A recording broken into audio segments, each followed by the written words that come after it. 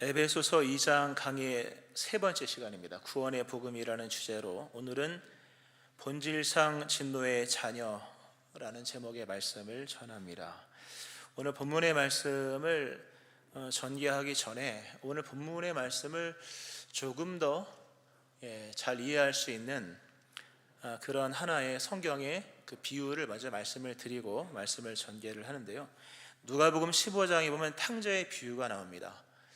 아버지의 재산을 다 억지로 떼를 써서 받아서 허랑방탕하게 타국에 가서 살았던 그 아들, 먹을 것이 없어 죽게 될 처지에 놓여 있을 때 그 아들이 집으로 돌아옵니다.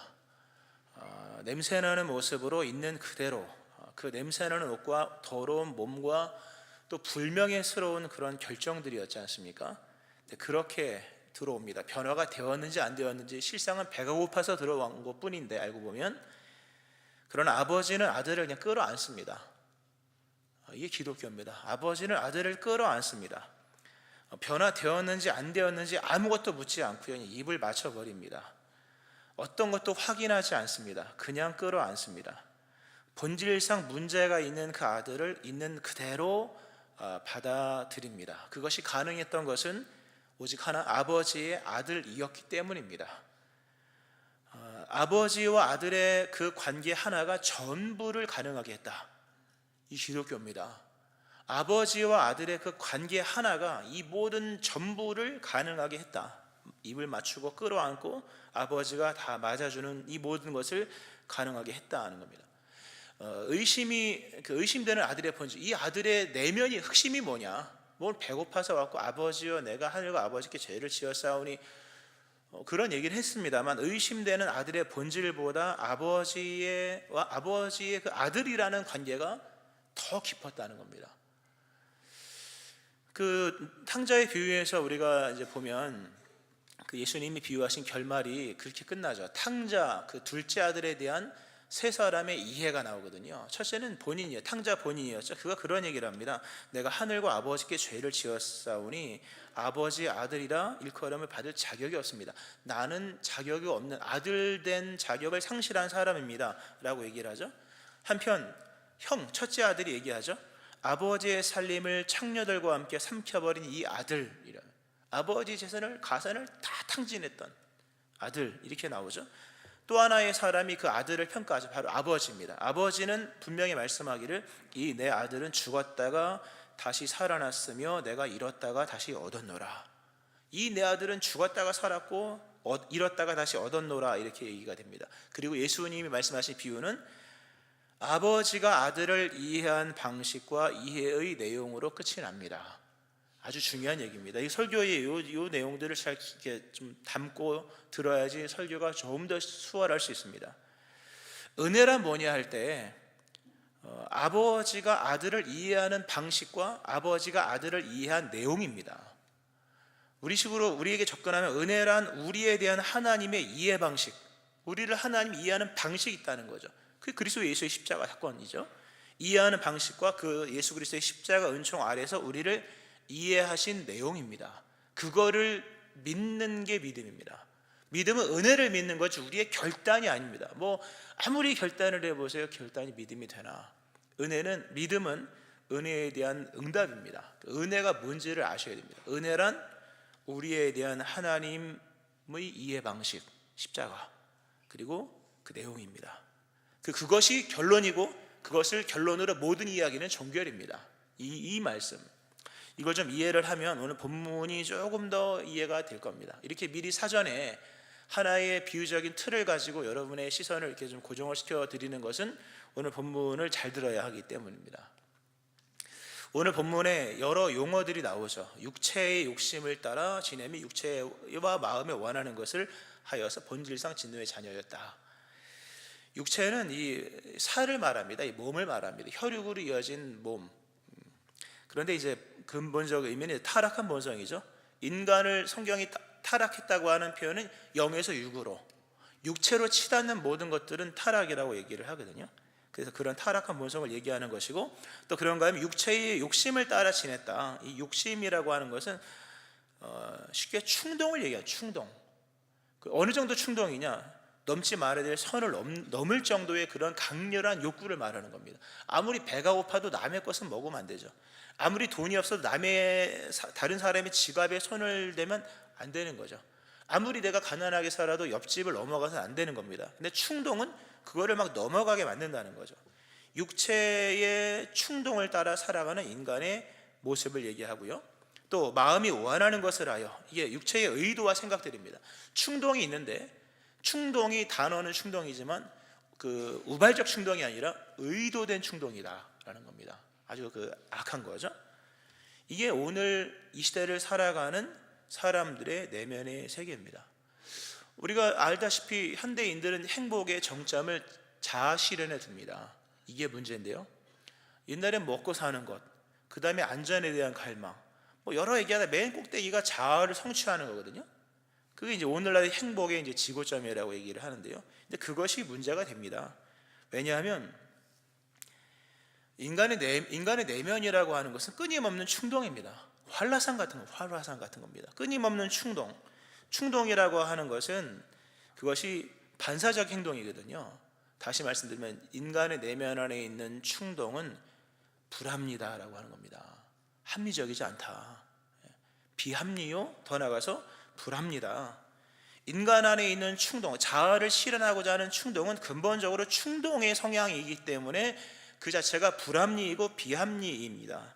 그러므로 뭡니까? 불안전성을 동반한다는 거죠. 뭐가 사람이 안정적인 사람이 되려면 내면에 일관적이고 지속성인 그런 어떤 원칙 같은 게 있는 사람이 좋습니다. 내면의 충동이 강한 사람들, 이 인간에 다 모두에게 적용되는 것인데 그 충동은 한마디로 불합리한 자아입니다. 그러므로 늘 불안합니다. 본인이 본인을 불안하게 하는 겁니다.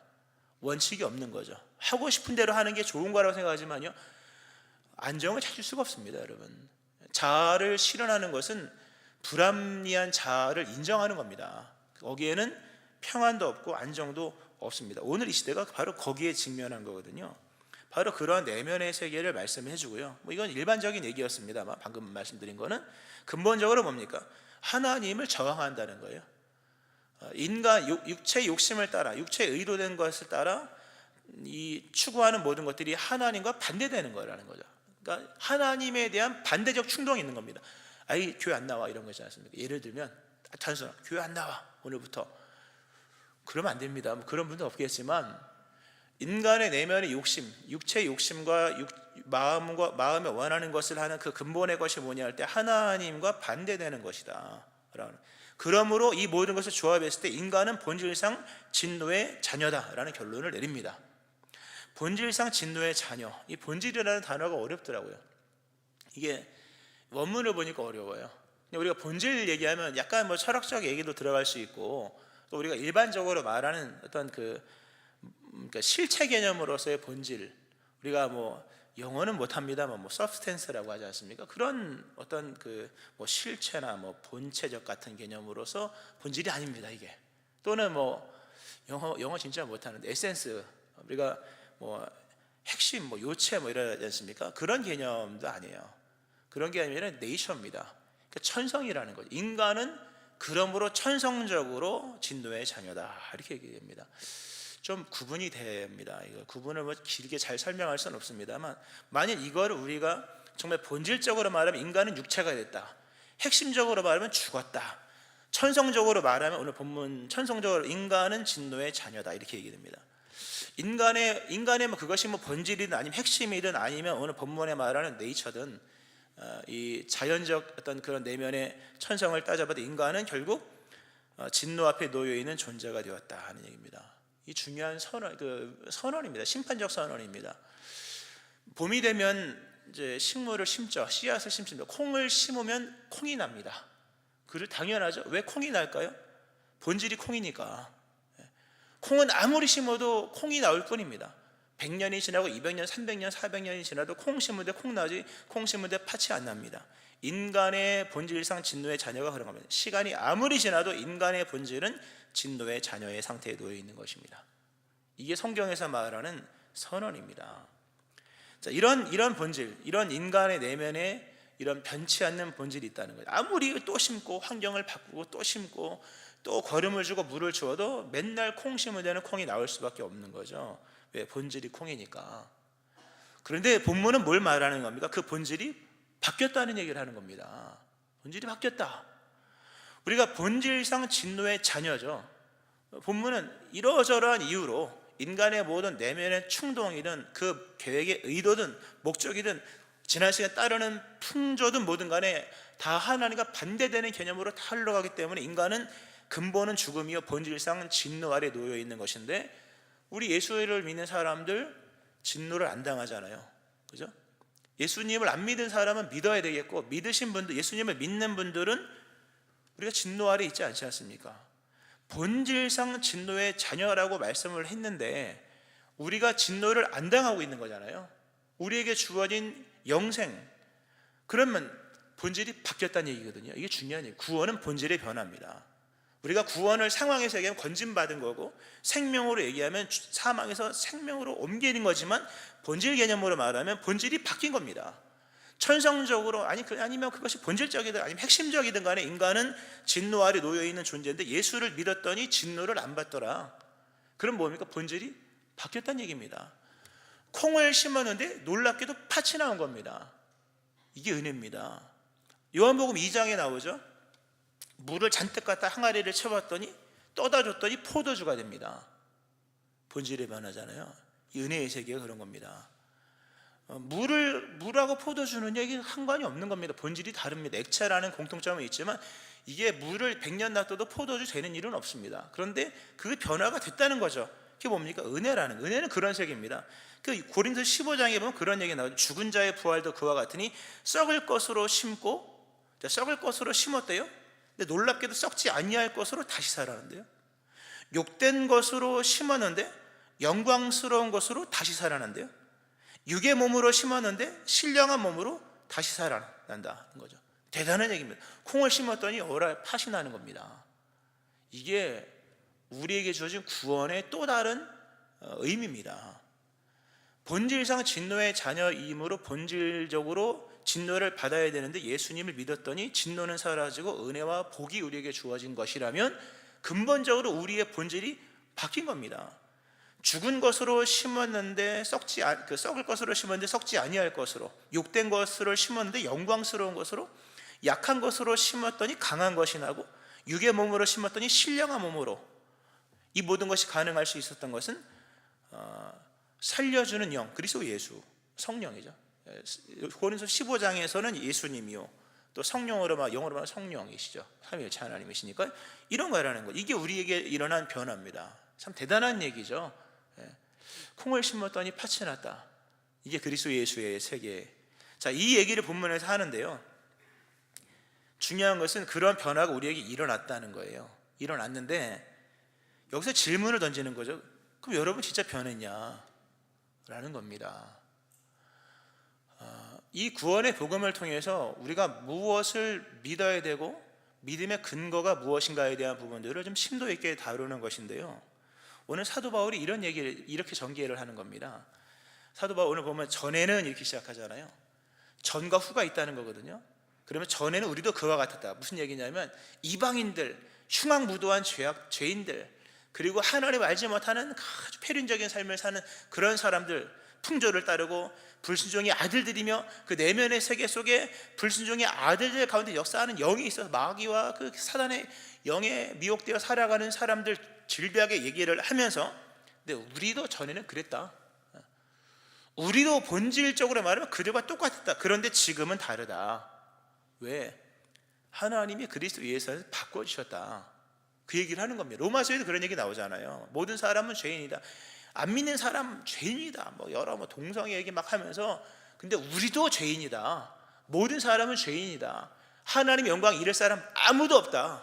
그런데 하나님이 다시 복음으로 시작하셨다. 이 로마서잖아요. 오늘 본문도 똑같은 얘기를 하시면서 우리도 본질상 진노의 자녀였는데 하나님이 놀랍게도 변화시켜 주셨다.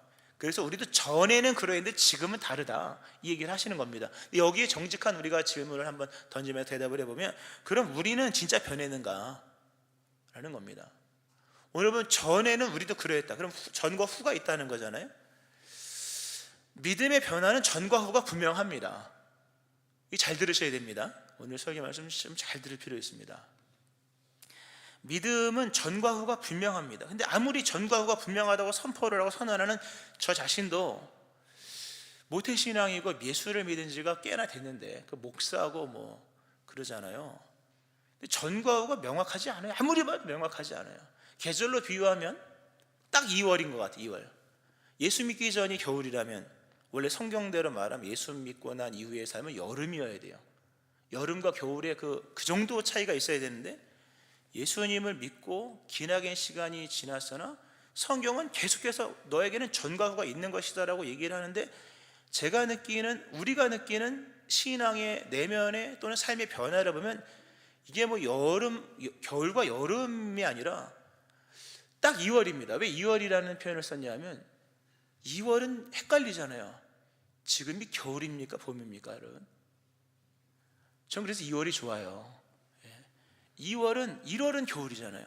3월은 봄이고, 근데 2월은 헷갈리거든요. 밤에는 겨울이고 낮에는 봄 같고. 중요한 것은 이미 겨울 속에 봄이 시작되었다는 거. 그러니까 봄 향기가 나면서 확실한 것은 한 며칠만 더 지나면 곧 봄이 온다. 우리의 신앙의 외형의 실체는 2월입니다. 알고 보면 뭐 전거가 명확한 사람이 있습니까? 어떤 사람들은 그런 얘기를 하죠. 막 간증단 예수 믿고 이렇게 바뀌었습니다. 술을 끊고 담배를 끊고 뭐 이상한 거 안 하고 이제 뭐 이런 얘기, 뭐 사람이 말이 좋아지고. 근데 그게 본질의 변화일까요, 여러분?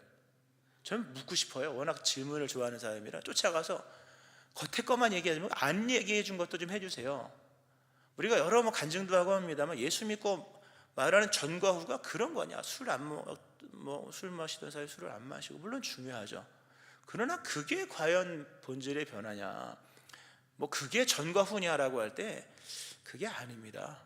우리의 신앙은 정말 계절로 말하면 딱 2월입니다.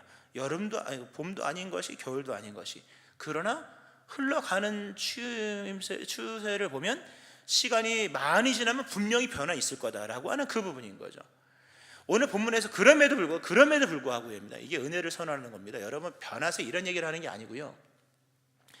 변화된 것을 어디에서 얻을 수 있느냐, 뭘 가지고 자신할 수 있느냐라는 부분에서 다음의 것들을 말씀드리기 위하여서 우리가 생각하는 삶의 변화가 알고 보면 변화가 아니라는 겁니다. 그거는 그냥 껍데기에 불과한 거예요. 껍데기에 줄 몇 개 갖다고 변화됐다고 얘기하면 안 됩니다. 그러니까 우리의 행위의 변화 또는 뭐 여러 가지 것들의 변화가 있다 해서 그게 과연 구원에 이를 만큼, 본질상 진노의 자녀가 본질상 구원의 은총을 받을 만큼 본질의 변화를 대변할 수 있는 거냐를 할 때 절대 아닙니다, 여러분. 그럼 몇 개 변화했다고 뭐 그런 게 아니에요. 신앙의 변화라고 하는 것은 그런 얘기가 아닙니다. 결코 뭐 그런 자잘한 얘기가 아니라는 거죠. 그럼 뭐가 변하냐 할 때 좀 큰 틀에서 말하면 하나님께서 인간의 본질을 끌어안으셨다는 겁니다. 그 역사가 우리에게 있다는 겁니다. 하나님은 우리를 얼마나 사랑하실까? 탕자의 비유, 여기서 설명하면 더 이해가 되겠죠. 아버지가 아들의 그 의심스러운 본질을 그냥 끌어안지 않습니까? 탕자에 비해서 아들이 뭔 변화가 있습니까? 배고파서 온 거지. 배가 불렀으면 오긴 했겠습니까? 배고파서 온 거지만 그 의심스러운 본질의 변화조차도 의심스러운 아들임에도 아버지가 그를 끌어안았습니다. 왜? 아들이니까. 관계가 모든 것을 가능해 준다라고 하는 위대한 말씀을 드렸는데요. 하나님의 사랑이 뭐냐 할 때 본질상 변화되지 않은 우리를 그냥 본질을 끌어안으셨다는 겁니다. 끌어안으시고 더 쭉 빼나가면 하나님의 본질을 우리에게 전가시켜 주셨다는 것이 있습니다. 우리는 로마서 보면 그런 말씀이 있습니다. 하나님 우리의 본질을 끌어안으셨다는 건 로마서 5장에 이런 말씀이 있죠. 우리가 아직 연약할 때의 기약대로 그리스도께서 경건하지 않은 자를 위하여 죽으셨도다. 하나님 우리를 끌어안은 시점을 보니까 우리가 연약할 때래요. 그럼 뭐가 연약했을까요? 거기서 말하는 연약함은 뭘까요? 죄에 대해서 연약함을 말하는 겁니다. 우리가 똑똑하죠? 시험도 잘 치르고 뭐 잘하는 거 많지만 희한하게도 죄 앞에 가면 맨날 연약해서 맨날 얻어맞고 맨날 쥐고 형님 뭐 이러고 오는 거예요. 우리가 죄에 대해서 너무나도 연약해서 한 번도 죄를 이길 수 없는 그때에 그게 우리의 본질이거든요. 근데 하나님께서 그리스도께서 기약대로 우리 경건하지 않은 우리를 위해 죽으셨다. 곧 우리가 원수 되었을 때 그 아들의 죽으심으로 더 있죠. 우리가 아직 죄인 되었을 때에 그리스도께서 우리를 위해 죽으심으로 하나님께서 우리에 대한 자기의 사랑을 확증하시느니라. 곧 우리가 원수 되었을 때에 그 아들의 죽으심으로 말미암아 하나님과 화목하게 되었은즉 하면서 쭉 나옵니다.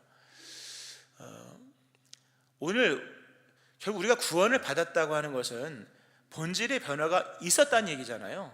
본질의 변화가 없었으면 진노를 받았을 것인데, 근데 우리는 변화된 게 너무 미약하고, 우리가 이게 변화라고 말하는 것도 영광을 가리우는 겁니다. 뭘 끊었다, 좋아졌다, 그런 것 가지고 변화라고 말하는 것은 너무 연약한, 좀 유치한 얘기고, 그럼 뭐가 도대체 변했느냐라고 할 때, 우리를 대하시는 하나님의 은혜가 진노가 아니라 사랑이었다는 부분에서 변화가 있었다는 얘기입니다. 이 설교 말씀을 좀 전개하기 전에 이 본질의 변화에 대한 부분을 좀 이해를 시키기 위하여서 이게 다른 파트 같습니다만, 이게 베타 버전 같은 얘기입니다만 좀 드리도록 하겠습니다. 우리는 본질의 변화를 힘쓰는데요, 본질은 안 바뀝니다, 여러분. 물은 물이고 콩은 콩입니다. 그러니까 물을 갖다가 포도주를 변화시키려고 하는 것은 무모한 시도입니다. 그것이 가능할 수 있는 상황은 그리스도 예수의 은혜가 있으면 가능한 거예요. 썩을 걸 심었고 연약한 걸 심었고 또 욕된 것을 심었는데 그것이 썩지 않고 강한 것이 나고 영광스러운 것이 나올 수 있는 것은 우리가 씨름한다고 되는 게 아니라 은혜로만 가능한 거예요. 본질을 변화시키기 위해서 씨름하면 안 되고요, 본질은 변화라는 부분보다는 싸움이라는 부분입니다. 우리 하나님은 우리의 본질을 변화시키신 것이 아니라 본질을 이길 수 있도록 성령을 보내셨죠. 이게 중요한 얘기입니다. 스스로 본질을 변화시키려고 애를 쓰면 그건 되지도 않는 얘기입니다. 물이 변화의 포도주를 우리가 만드는 거 할 수 없듯이, 하나님 우리의 본질을 바꾸신다기보다는 본질을 이길 수 있도록 성령을 보내셨죠. 그래서 갈라디아서에 보면 이런 말씀, 내가 이르노니 너희는 성령을 따라 행하라, 그리하면 육체의 욕심을 이루지 아니하리라. 성령 아래 있을 때 우리는 천성, 본성을 이길 수 있다는 거죠. 이게 하시는 분이 있으니까. 그러니까 내가 왜 이렇게 안 변할까? 그거 혼자 해서 그런 거예요. 혼자 하면 안 변합니다. 변화되는 게 아니라 이기는 겁니다. 이길 때에만 변화된 모습이 나올 뿐이고, 지면 다시 원래대로입니다. 물론 근본의 변화는 그리스도 예수 은혜 안에서 우리가 이제 본질상 진노의 자녀에서 하나님의 자녀로 바뀌었으니까 근본적 변화는 있는 것이지만, 표면적 부분에서 왜 이렇게 안 변할까요? 그거는 혼자 하려고 했기 때문인 거예요. 열심히 없었기 때문이 아니라 본질을 이기게 하시고 승리케 하시는 성령님과 동행하지 않았기 때문이에요. 그 성령님과 동행하지 않으면 집니다. 지면 다시 원래대로예요. 끊었던 거 다시, 버렸던 거 다시 주스러 가는, 토해냈던 거 다시 먹고 있는 거예요. 성경은 그러므로 성령을 따라 행할 때에만 육체의 욕심을 이루지 아니하고, 로마서 말씀 쭉 나오죠. 영으로서 몸의 행실을 죽이면 산다. 몸의 행실은 영으로서만 죽일 수 있는 거예요, 성령 안에서. 그러므로 변화를 추구한다기보다는 이긴다는 개념으로 접근을 하셔야 돼요. 이길 때에만 변화가 일어납니다. 지면 다시 원래대로입니다. 성령님과 동행하시기를 바랍니다. 그러니까 이기는 동안만 변화된 삶을 살 수가 있는 거예요. 지면 종노릇이고 옛생활로 돌아갑니다. 그러니까 성령을 받고 성령 아래 거하는 것 자체가 사실 큰 변화입니다. 이런 부분에서 우리가 변화에 대한 이해를 먼저 좀 드렸고요. 아까 좀 어려운 말씀 드렸습니다만, 우리의 본질의 변화는 실상 변한 게 없습니다. 다만 이게 좀 어려운 얘기일 수 있는데요, 하나님께서 그리스도 예수 안에 있는 그 온전한 본성을 우리에게 부어주신 거예요. 그러니까 전가시켰다 그러잖아요. 우리가 거듭난 사람의 간증들을 이제 들어요. 가끔씩 이제 유튜브에도 나오고, 내가 예수 믿기 전에 이랬던 도둑놈인데 이제는 이랬고, 그렇게 쓰레기였는데 이제는 재활용이 되고, 이런 비슷한 얘기를 듣잖아요. 쓰레기 있죠, 집에 다. 그런 얘기를 하는데, 우리는 단 한 번도 거듭난 사람의 참된 본성이 어떤 것인지를 본 적이 없는 사람입니다. 여러 간증자들의 간증이 참 대단하지만 그게 거듭난 자의 본성이 아닙니다. 진짜 거듭난 자의 참된 본성은 단 한 번의 그 장면을 보여주신, 현시자라고 하는 예수님입니다. 예수님이 이 땅에 오셔서 보여주신 그 성품, 사랑이 뭡니까? 진짜 거듭난 자의 본성입니다.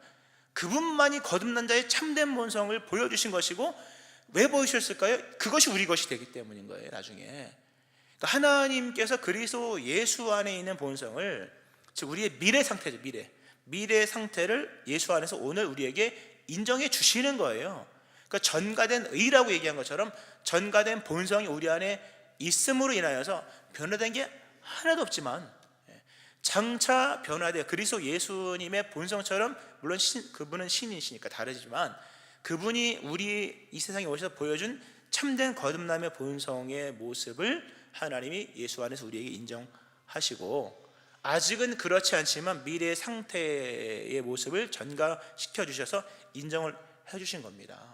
잘 믿고 깨닫기를 축원합니다.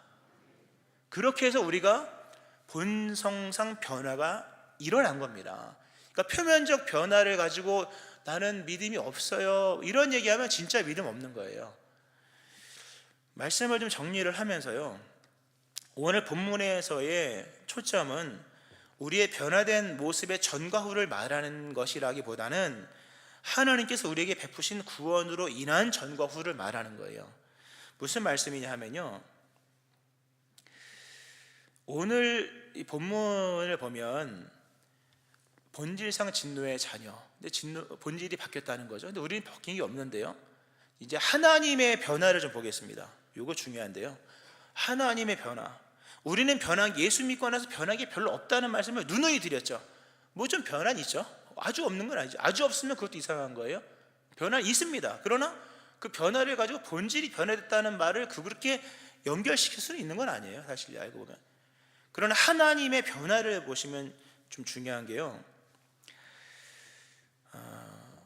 우리를 예수 믿게 하여 구원하시기 위하여서 하나님의 입장에서는 엄청난 변화가 있었습니다. 이거를 믿어야 됩니다. 들어보세요. 하나님이 우리를 사랑하신 그 크신 사랑을 인하여, 국률이 풍성하신 하나님의 그 크신 사랑을 인하여서 우리를 살리시기 위하여, 즉 본질의 변화를 일으키시기 위하여 하나님의 그 집안에, 하나님 집안에 어떤 변화가 있었냐, 하나님이 자신의 외아들을 이 땅에 보내셨습니다. 그 외아들 예수님은 원래 하나님과 동등하신 분이신데 동등됨을 취할 것으로 여기지 아니하시고 자신을 비워서 종의 형체를 가지고 이 땅에 오셨고, 사람들처럼 되셨고, 사람의 모양으로 나타나서 낮추고 또 낮춰서 종의 모습으로 오셨고, 연약한 자의 모습, 죽기까지 복종하셨으니 곧 십자가에 죽으심이라. 빌립보서 2장에 나오죠. 그는 근본 하나님의 본체시나 하나님과 동등됨을 취할 것으로 여기지 아니하시고 오히려 자기를 비워 종의 형체를 가지사 사람들과 같이 되셨고 사람의 모양으로 나타나서 자기를 낮추시고 죽기까지 복종하셨으니 곧 십자가에 죽으심이라. 이 변화를 보셔야 됩니다. 우리가 변화됐냐 안 됐냐 이걸 보는 게 아닙니다, 여러분. 믿음은 우리를 구원하시기 위해서 하나님의 집안에 어떤 일이 있었냐. 제가 표현을 좀 과격한 표현을 쓰면요, 하나님의 집안은 쑥대밭이 되었습니다. 완전히 망했거든요. 아들을 보내서 아들이 와서 멸시천대 받다가 죽임을 당한 겁니다. 그 집안에서 일어난 변화가 과연 누구를 위한 거냐라고 할 때 그 집안의 엄청난 소용돌이 변화죠. 뭐 변질 망한 겁니다. 알고 보면 망한 정도죠. 그 변화가 바로 나를 위한 것이요 나의 본질을 바꾸시기 위한 변화였다면 우리는 나의 모습을 보고 변했냐 안 변했냐를 얘기할 것이 아니라 나를 변화시키기 위해서 하나님의 집안에서 일어났던 그 엄청난 소용돌이를 보면서 실로 우리의 본질이 그분의 이러이러한 십자가상의 일들로 인하여서 변화가 된 것이 맞구나 인정을 하셔야 되는 겁니다. 할렐루야. 나의 본질을 변화시키기 위하여, 본질상 진노의 자녀이었던 나의 본질을 변화시키기 위하여 하나님께서 자기 스스로에게 행하신 변화를 보라는 거죠.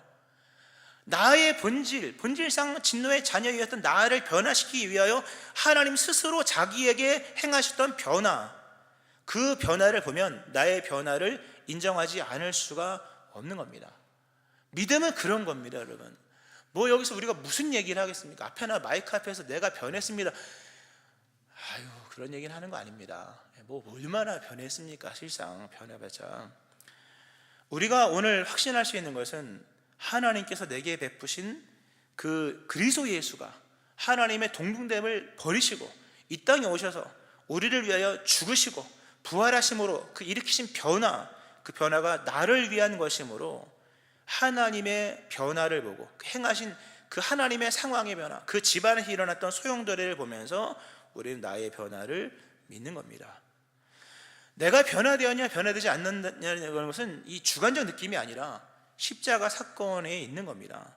내가 변화되었음의 확실성은 나의 주관적 느낌이 있는 것이 아니라 그리스도 예수께서 경건하지 않은 자와 죄인이었던 나, 하나님 원수되었을 때였던 나를 위하여서 죽으셨다는 그 사실에 근거하는 겁니다. 할렐루야. 말씀을 좀 맺습니다. 오늘 본문에 우리의 본질이 나오죠. 우리는 본질상 천성상 진노의 자녀였다. 근데 본문은 말씀하지 않지만 암묵적으로 깔려 있는 게 뭐냐 할 때 하나님의 본질도 나옵니다. 우리가 본질상 진노의 자녀였다면 하나님은 본질상 사랑이셨다. 하나님은 사랑이시다라는 게 나와요. 우리의 본질이 아니라 하나님의 본질이 나와요. 하나님은 사랑이시라. 요한 1서 4장에 나오죠. 하나님이 우리를 사랑하시는 사랑을 우리가 알고 믿었노니 하나님은 사랑이시라. 하나님은 사랑이래요. 근데 그 사랑의 특징이 있죠. 잘생기고 멋지고 돈 많은 사람을 사랑하는 세상의 사랑이 아니라 국률이 풍성하신 그 큰 사랑, 불쌍히 여기는 겁니다. 무슨 얘기입니까? 마지막에 베푸는 사랑이에요. 국률은 이유가 없는 겁니다. 국률은 법적 정의 없이 거저주시는 사랑을 말하는 겁니다. 뭐 없는 거예요. 그냥 주는 거예요. 불쌍하니까. 이 사랑을 받아들이는 게 믿음입니다. 이 말씀하고 마치는데요, 여러분, 인간이 하나님께 지은 죄는 율법에 대한 범죄가 아니라 사랑에 대한 범죄였습니다. 인간이 하나님께 죄를 지었다고 말하잖아요. 그거는 율법을 어긴 게 아니라 하나님의 사랑에 대한 범죄입니다. 그 사랑을 버렸다는 데서 인간은 죄인 된 겁니다.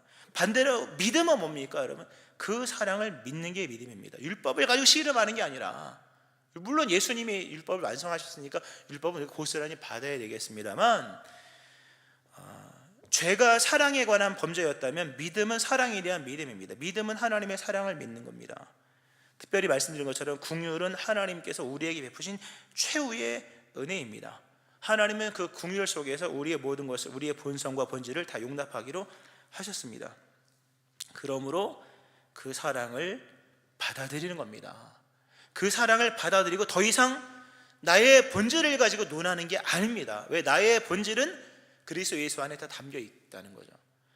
설교 초반의 말씀, 아버지가 아들을 이해하는 방식과 아들을 이해한 내용이 결말인 것처럼 하나님이 우리를 이해하는 방식이 십자가 안에 있다면 우리는 그 이해하는 방식 속에서 우리를 이해해야만 하고, 십자가 은총 아래에서 하나님 우리를 이해하신 내용을 우리가 그대로 받아들이는 겁니다. 그러므로 이 사랑 앞에서 더 이상 나의 이 외형적 본질을 논하는 것이 아니라 하나님의 사랑의 본질을 믿는 믿음 안에서 나의 변화를 믿는 겁니다.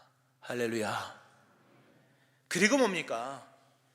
이 변화시켜 주신 본질에 응답하는 삶을 살아야 되는 겁니다. 이제부터 이제는 이렇게 살면 안 되는구나. 음주가무 이게 아니구나. 변화시켜 주셨는데 제대로 살아야겠구나. 이게 믿음 생활이 되는 것이죠. 이러한 은혜가 여러분과 내 있기를 바라고, 본질상 진노의 자녀였던 우리의 본질을 그리스도 예수님의 십자가 은총 아래에서 다 포용하시고 본질을 바꿔주신 그 은혜로 인하여서 구원받은 거거든요. 그러므로 이 은혜를 깨닫고 믿으며 이 은혜 가운데서 이제는 좀 다르게 살아가는 여러분 되어지기를 주의 이름으로 축원합니다. 아멘. 기도하시겠습니다.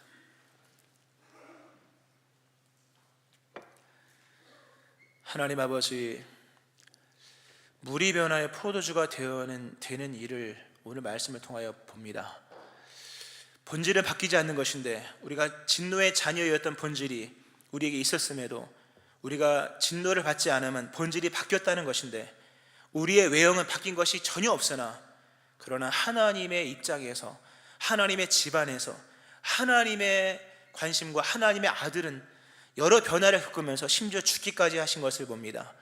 그 하나님의 변화가 바로 우리의 본질을 변화시키기 위한 사랑이었음을 말씀하시는 하나님, 우리가 우리의 본질의 변화의 근거를 우리의 주관적인 느낌에 두는 것이 아니라 하나님의 사랑, 또 하나님의 아들 그리스도 예수의 십자가의 죽으심과 부활에서 보게 하시고 거기에서 이해하게 하시고 그것을 믿는 믿음 안에서 이제는 변화를 믿으며 변화된 사람으로 살아가는 저희들 되게 하여 주옵소서.